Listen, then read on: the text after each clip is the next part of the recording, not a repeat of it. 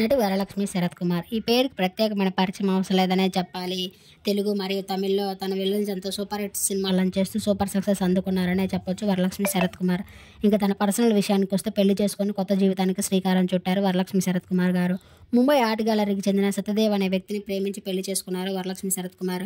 నిన్న వీరి వెడ్డింగ్ థాయిలాండ్‌లో అంగరంగ వైభవంగా జరిగిందనే చెప్పొచ్చు బంధుమిత్రుల సమక్షంలో.